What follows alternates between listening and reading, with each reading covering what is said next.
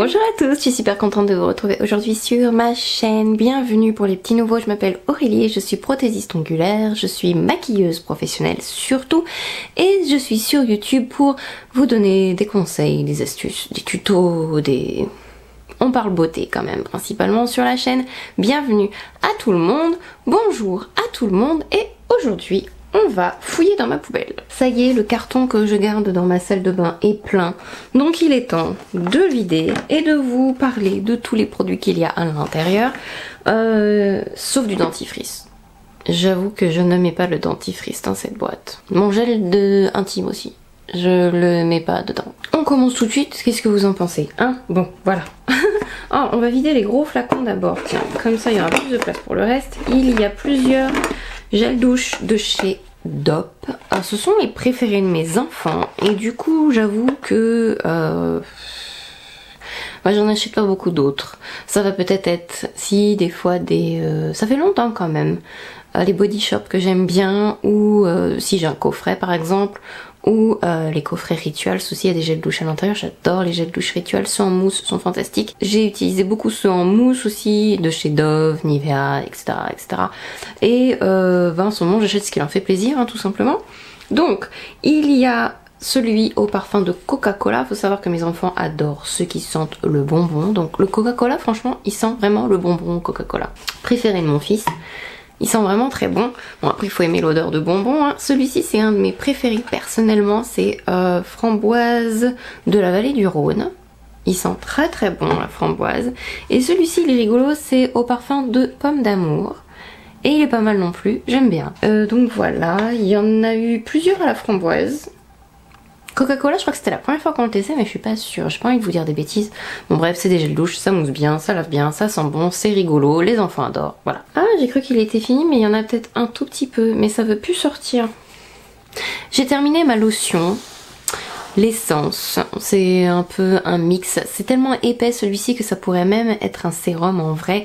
C'est la version premium de Goku June. Ce sont les lotions à l'acide hyaluronique de la marque Ada Labo, qui est une marque coréenne si je dis pas de bêtises, et donc c'est la version premium, c'est-à-dire que c'est la version la plus riche entre guillemets en acide hyaluronique. Il y en a 5 à l'intérieur. Là pour l'hiver, si vous avez la peau déshydratée, franchement elle est très très bien.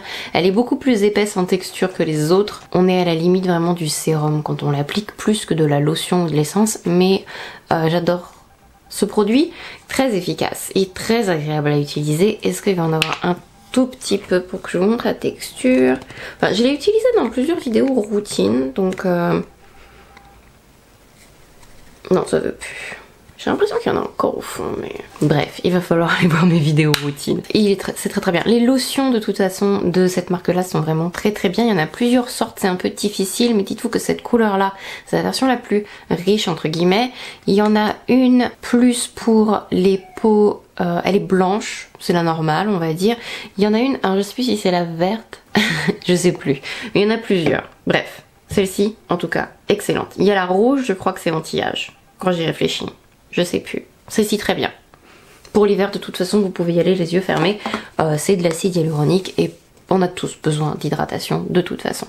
Ensuite, il en reste encore un peu à l'intérieur, mais je pense que depuis le temps que je l'ai, il est plus bon.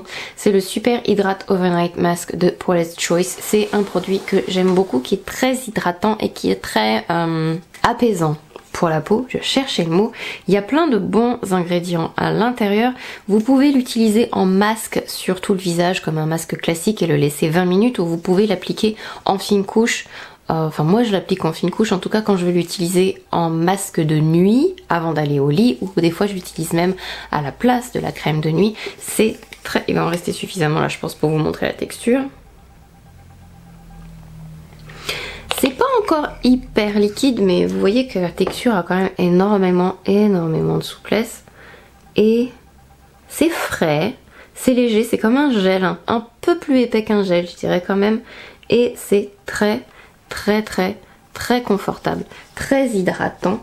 Qu'est-ce qu'il y a à l'intérieur? Je sais plus. Il y a un champignon je crois à l'intérieur. Après je trouve que c'est un produit qui a quand même une odeur un peu bizarre, mais il n'y a pas de parfum rajouté à l'intérieur des produits Paula's Choice. Il n'y a pas d'huile essentielle non plus à l'intérieur des produits, donc si vous faites des réactions d'huile essentielle, produits Paula's Choice sont quand même pas mal du tout. Ce produit-là, je l'avais gagné sur un concours sur l'Instagram de Paula's Choice et j'ai beaucoup aimé l'utiliser personnellement. Par contre, il est un peu collant quand même, donc il faut en avoir conscience. Si vous n'aimez pas trop les textures collantes sur le visage, utilisez plutôt comme un masque normal à rincer, parce que c'est vrai qu'il colle un peu quand même. Moi ça me dérange pas.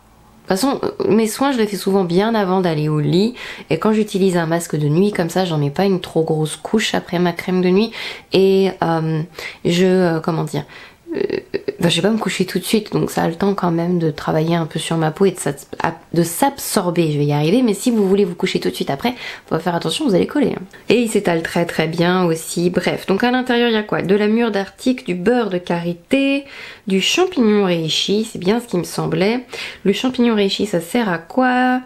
C'est des molécules apaisantes et anti-rougeur. La mûre d'Arctique, c'est pour ses effets antioxydants. Alors je dirais qu'en soi, antioxydant, ça sert surtout la journée, mais bon. Ça freine aussi l'origine des rougeurs et des sensibilités. Et puis bon, le beurre de karité, c'est un excellent émollient. Donc voilà, réduit les rougeurs, apaise, procure une hydratation longue durée pour tous les types de peau, et en particulier les peaux très sensibles et celles sujettes aux rougeurs. Et franchement, en plus, l'hiver, si vous avez beaucoup de rougeurs à cause du froid, si vous avez la peau sensible, c'est vraiment un produit qui est très agréable à utiliser et qui apaise très bien. Après ça va pas apaiser comme par exemple si vous avez la peau irritée, vous voyez, et que vous êtes rouge à cause de l'irritation, c'est pas le premier vers lequel je me dirigerai. Je me prendrais plutôt le masque, comment il s'appelle, celui au flocon d'avoine de First Aid Beauty. On peut le trouver sur le site de Fil Unique, je crois, peut-être. Je crois que maintenant c'est disponible chez Sephora. À l'époque où j'ai acheté ça, c'était pas du tout disponible chez Sephora. Mais bref, donc du coup, pour les peaux irritées et sensibilisées, j'utiliserai plutôt le First Aid Beauty. Mais après, si vous avez juste besoin d'hydratation et besoin d'un apaisement léger, commence à faire froid, etc., celui-ci est très bien. Donc voilà, il y a ça, un excellent masque que j'ai beaucoup aimé utiliser. Après, je l'ai eu dans une période où j'avais beaucoup de masques de nuit, et donc du coup, il me reste quand même pas mal à l'intérieur, surtout que il en faut pas beaucoup. Donc bon, après, si vous aimez mettre 3 tonnes de masques, enfin ça dépend si vous aimez utiliser les trucs en couche épaisse ou pas, j'ai envie de dire.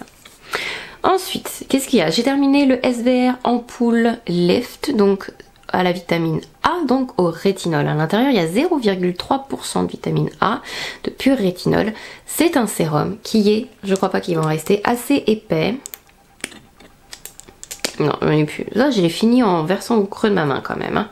On gaspille pas. Très efficace. Très bien. Après, il faut savoir qu'avec le rétinol, il faut vraiment commencer au fur et à mesure. C'est pas une course. Les effets se voient vraiment au fur et à mesure. C'est assez long. Et on doit commencer avec un petit pourcentage. Si vous voulez commencer le rétinol, 0,3%, c'est très bien. Il est du coup, j'ai trouvé la concentration très douce, non irritative. Parce que quand on commence le rétinol avec une trop forte concentration, on peut avoir un effet de squam, peau rouge, etc. J'ai jamais trouvé avec celui-ci que ça me faisait ça. Et très agréable à utiliser. Ça sert pour les rides, pour la texture, pour...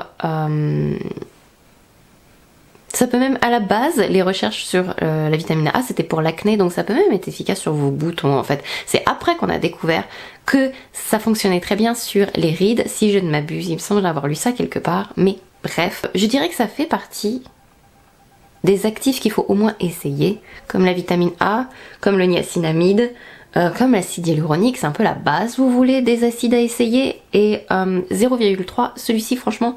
Très bien. Ensuite, j'ai terminé mon deuxième flacon. Il est cracra là. Sigmagic, le liquide, c'est un savon de chez Sigma pour laver les pinceaux. Il est 100% naturel. Après, il est bien, il est antimicrobien, il nettoie bien les pinceaux, mais c'est pas ma formule préférée. Par exemple, le savon de Juno, tiens, parce que j'ai essayé celui-ci. D'ailleurs, dans pas longtemps, il va finir dans mon panier de produits terminés. Donc le Juno, très bien. Le Beauty Blender, encore mieux. Et à côté du liquide, si vraiment on devait se pencher sur Sigma, parce qu'ils ont quand même une formule naturelle, si jamais ça vous intéresse pour laver vos pinceaux, à choisir, je préfère leur savon ou je préfère leur version en mousse que la version liquide. Mais c'est purement personnel parce qu'en soi, il fonctionne très bien. Quoique, je trouve quand même qu'il faut beaucoup plus de produits par rapport aux autres savons. En termes de quantité quand on essaye de nettoyer ses pinceaux. Ensuite j'ai fini ça. le Mattifying Continuous Setting Mist. Donc la brume fixatrice matifiante continue de chez Morphe, je la trouve excellente. Après, quand on arrive vers la fin, c'est certainement dû aux ingrédients qu'il y a à l'intérieur. Est-ce que c'est marqué là-dessus? Non. Je pense que pour matifier, il doit y avoir quelque chose comme du kaolin ou enfin de l'argile ou je sais pas quoi. Et quand on arrive à la fin, qu'on n'arrive plus à le secouer du coup correctement, ça fait plein de taches blanches sur le visage. Et c'est pas terrible d'avoir plein de petites taches blanches d'argile partout sur le visage ou de je sais pas ce qu'il y a dedans. Donc je sais pas, j'ai été fan au début parce que ça fonctionne très très bien, même si ça mouille beaucoup plus que la version normale dans le flacon noir.